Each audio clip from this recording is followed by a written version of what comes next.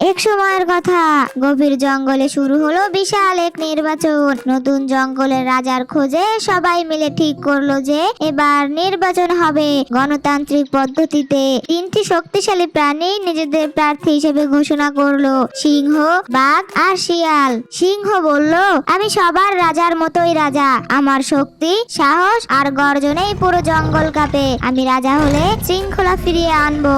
বাঘ বলল, সিংহ অতীতের রাজা ছিল, কিন্তু আমি তরুণ, চটপটে আর বুদ্ধিমান। আমি উন্নয়ন আনবো, নতুন খাদ্য খুঁজে আনবো, সবার জন্য নিরাপত্তা নিশ্চিত করব।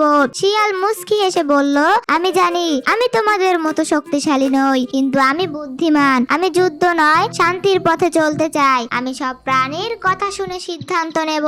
তিনজনেই প্রচার শুরু করলো। সিংহ দেখালো তার অতীত গৌরব, বাঘ দিল নতুন পরিকল্পনার কথা, আর শিয়াল গেল এক একটি প্রাণীর কাছে, তাদের কথা শুনলো, তাদের সমস্যার কথা জানলো। শেষমেশ ভোটের দিন এলো, সব প্রাণী এসে ভোট দিল।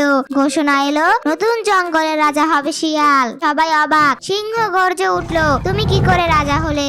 বাঘ বলল, তোমার শক্তি তো নেই, কি করে তুমি রাজত্ব চালাবে? শিয়াল মাথা নিচু করে বলল, আমি জানি আমার শক্তি কম, কিন্তু আমি সবাইকে সাথে নিয়ে চলতে চাই। এই জঙ্গল কারো একার নয়, আমাদের সবার। তাই সবাই মিলে সিদ্ধান্ত নেব, আর আমি সেই পথেই চলবো।